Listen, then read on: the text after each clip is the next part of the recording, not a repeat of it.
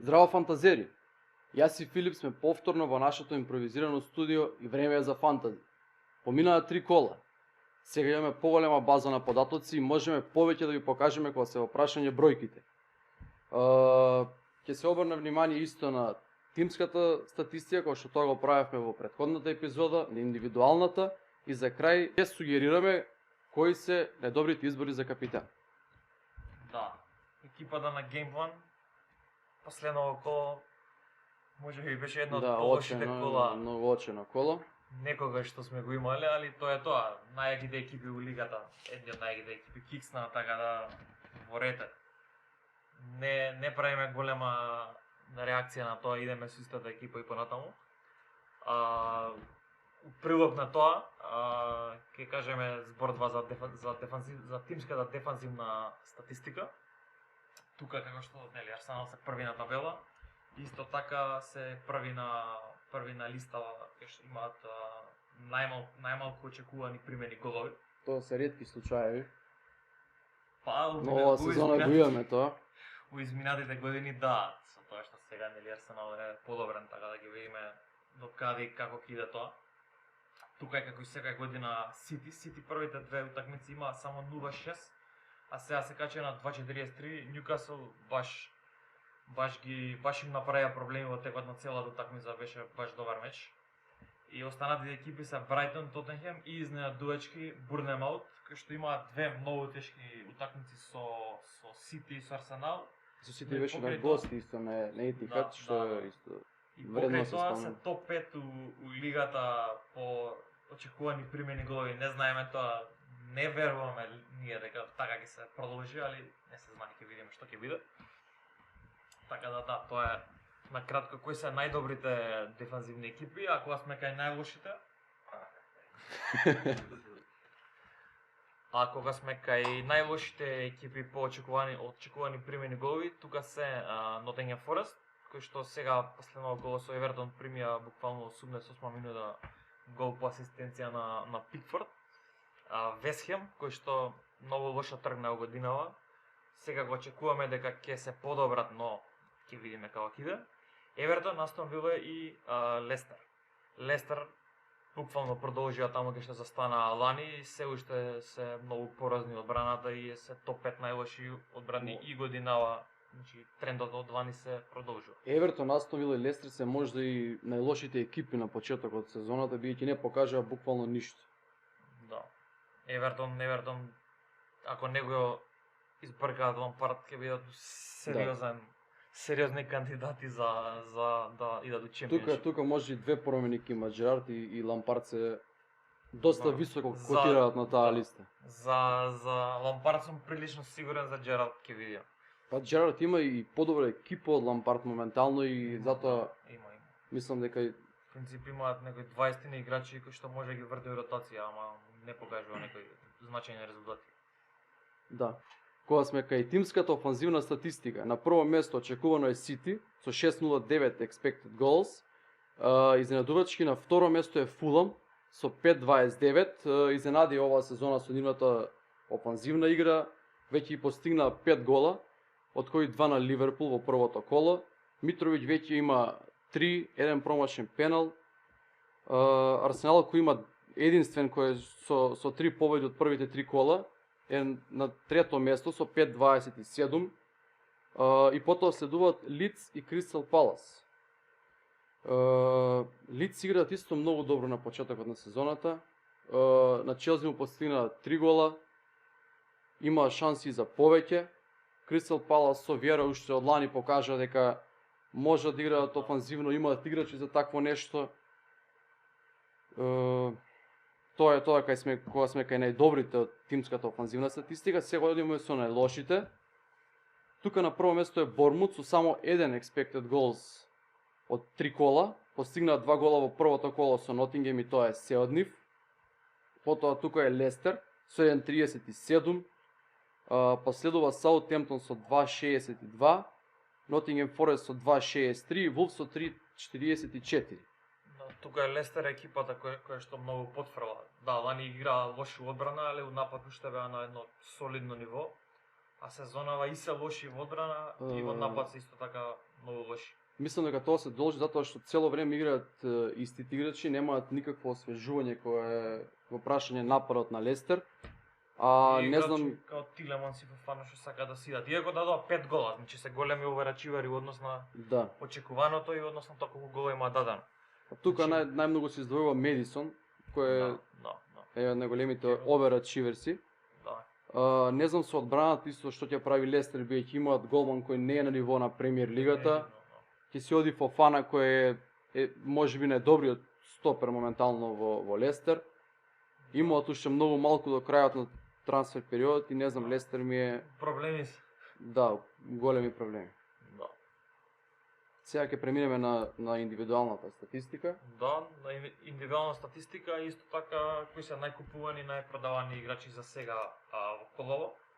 Значи одиме со најкупувани, најпродавани играчи и кои се најголеми тука исто така се има пресек со underachievers и overachievers за сега во сезоната. Прв е Родриго кој што е милион луѓе го имаат купено за сега. Тоа е мојот нов трансфер за четвртото коло. Мој нема да биде сигурно.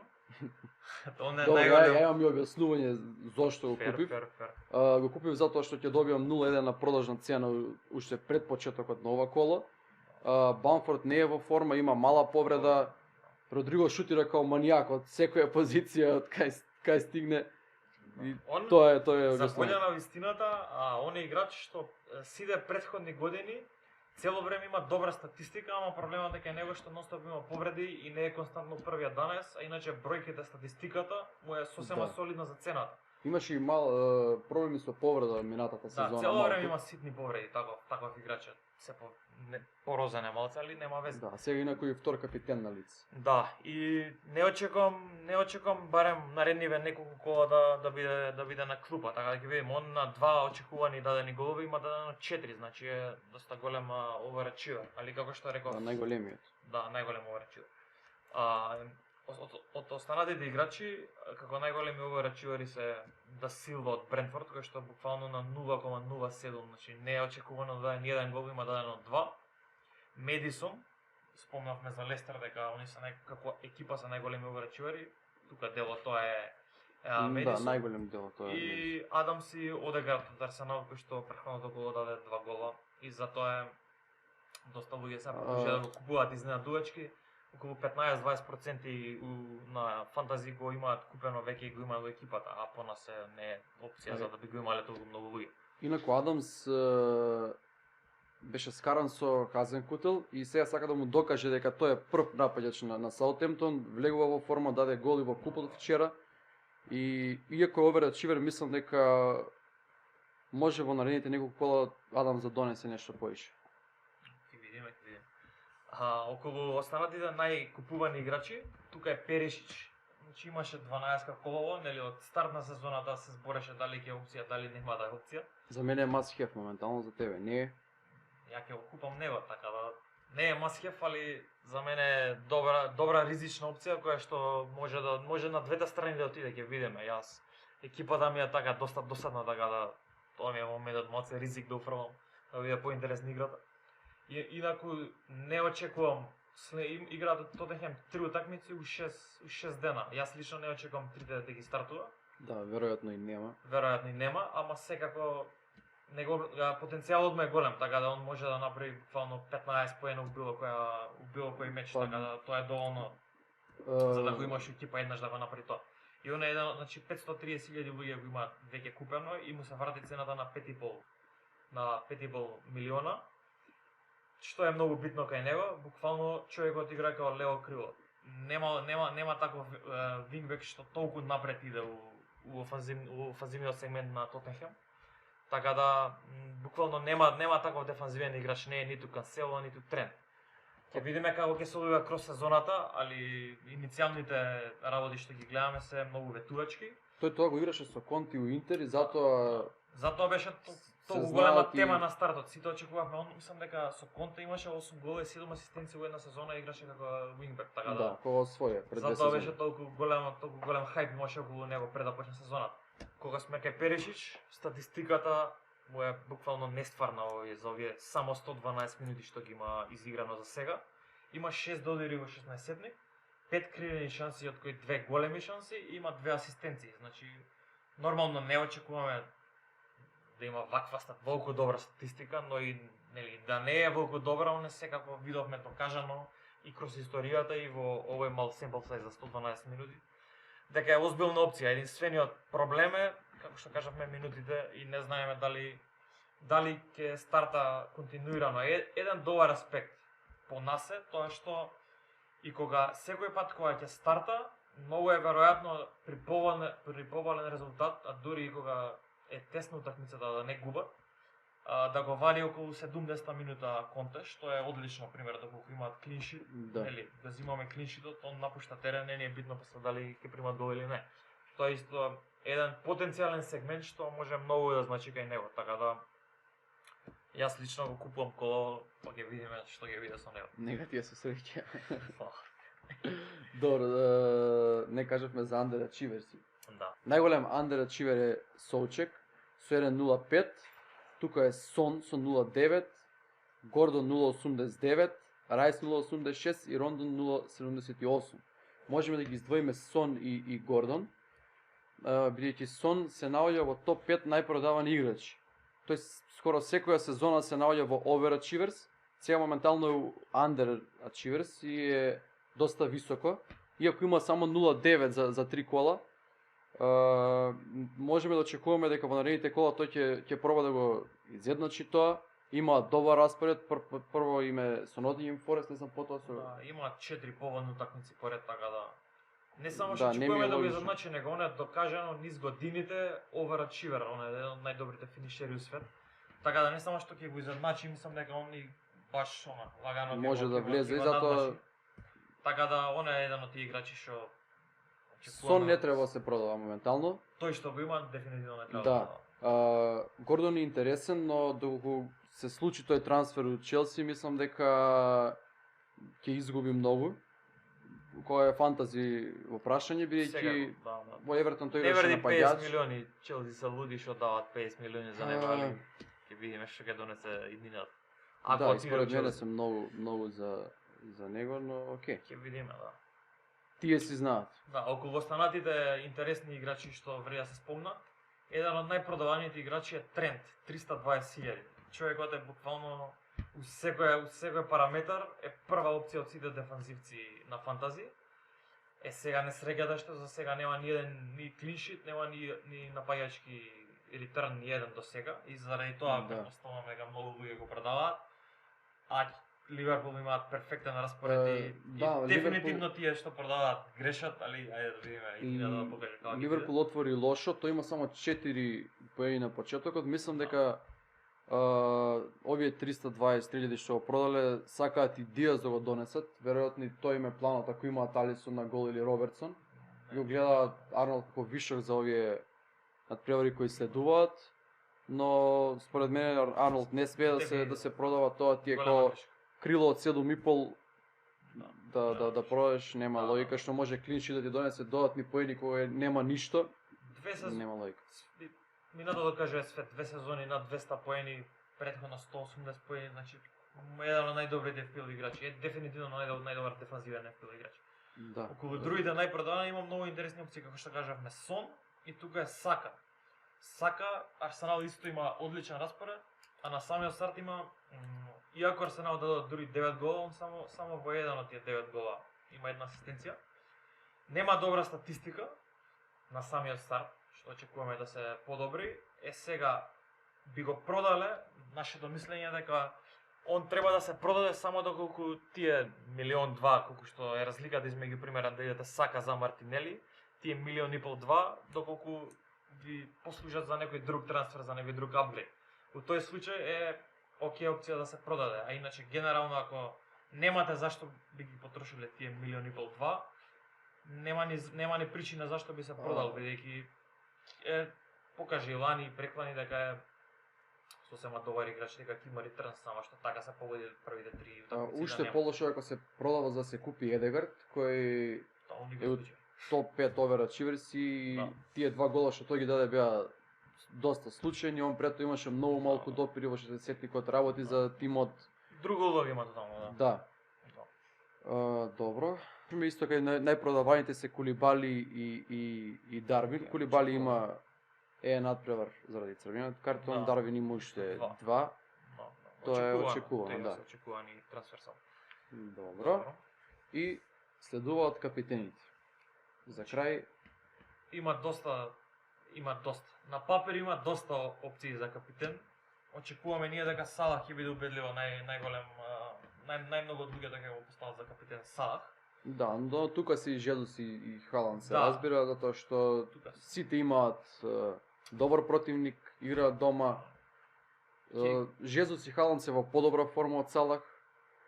Салах е сигурно на пенали, за Халанд не знаеме се уште. Иако изведе во да, али Треба Марес да не биде. беше игра. Марес не беше игра. За Жезус не знаеме. Бидејќи таму Никој не знае за Сака, Жезус. да, последниот пенал Сака го изведе на пријателските. Ќе видиме во Арсенал никој не знае, иначе да, предпоставуваме дека Салах ќе биде најмногу од луѓето ќе го постават за капитен, но и Халанд и Жезус се одлични опции, исто така тука треба да се спомнат и Сон и Кейн кои играат со Nottingham Forest. Како што кажавме, Форест има најлошата статистика дефанзивна за сега. Така да и има како и претходното коло има опции за капитен, но валјда FPL голдот Салах пак е преовладен. Има доста диференцијали кога се во прашање капитените за ова коло. Ја би го издвоил и Арнолд, бидејќи играат со Бормут. Тоа е најлошата офанзивна екипа у Премиер лига. Има еден податок дека тие имаат дозволено 48 центар шути во нивната лева страна, по која напаѓа Арнолд, и тоа може да биде многу важно. Дури мислам дека првиот следен што дозволил такво нешто е 11 разлика на 37 дозволени. Кој што сака да има капитени од дефанзивата, дефинитивно е многу добар диференцијал тренд коло. Исто така, нели, статистиката како што кажавме е убедливо најдобар дефанзивец за напаѓачка статистика за сега и не само сега, него и претходните години. Да. Кога сме кај капитените, да ги споменеме и нивните статистики. Халанд има 3 гола, Жезус има 2, Салах исто 2. Асистенции Халанд и Салах имаат по една, Жезус има 3. Најмногу шутирал Халанд има 11 шута, 6 во рамки на голот, Жезус има 10, 3 во рамките на голот и Салах 8 исто 3. Право чудо е како Халанд остана на еден гол со Њукасл. Да. Буквално можеше да има хетрик, можеше да има асистенција, еден куп шанси, али Најголем проблем му е кога влегува во зицер и тој се мести стрикно на лева нога. конкретна шансата што имаше. Да, што имаше со Поп, време. изгуби време, Да. му го затвори просторот и тој се намести на лева и не можеше да го погоди Поп. Креирани големи шанси, Халанд и Жезус по 2, Салах има една. Expected goals 1.7 Халанд, 2.12 Жезус, 0.99 Салах, значи Салах има убедливо најмалку. Да, изненадувачки момент. Да, а кај поените FPL сме тука некаде, Жезус 25, Халанд 24, Салах 22. Да. Тоа е битното за Салах. Не е до толку само насочен кон давање на голови, него многу поише креира. Од лани почна тој тренд. И поготово сега првите две утакмици со Нунес, многу беше многу се посветуваше на тој дел од играта кај што креираше за останатите, за разлика од лани преклани сите останати сезони претходно во Ливерпул, кога главниот фокус беше на давање голови. Сега малце му е шипнат улогата, али без Нунес, со најверојатно Фирмино у напад, пак ќе биде доста, нели, и головите ќе му бидат голем дел од задачата. Бидејќи со Нунес и без Нунес има од тоа малце што го видовме има многу голема разлика. Да, различна мапа на движење, различно, но мислам дека после 3 кола и само 2 бола на Ливерпул доаѓа Бормут и ова е тој надпревар што Ливерпул имаше со Watford и слично со 4-5-0 и мислам дека тоа ќе му се случи на Бормут на им. Да. Затоа за мене Салах е број 1 капитен. Согласно. А може би и Арнолд. Арнолд ми е доста голем диференцијал. За храбрите. Да, за похрабрите. Тоа ќе биде тоа за ова епизода. Следуваат сега 3 кола во само 7 дена. Веројатно ќе снимиме уште едно видео за петото коло. Можеме да очекуваме многу ротирање кое е во прашање тоа коло во вторник и среда. Али да. По-детално за понеделник најверојатно ќе имаме епизода, така да Да, што ќе се тогаш објави ќе до кажеш вторник, затоа многу по-детални информации ќе имаме. следете не, ќе сликите ќе ставим исто на нашите социјални мрежи. Запратете не на Геймплан Instagram, Facebook, Twitter, исто скратен корнер. YouTube канал. Да, subscribe на YouTube каналот и тоа ќе биде тоа. Поздрав. Поздрав.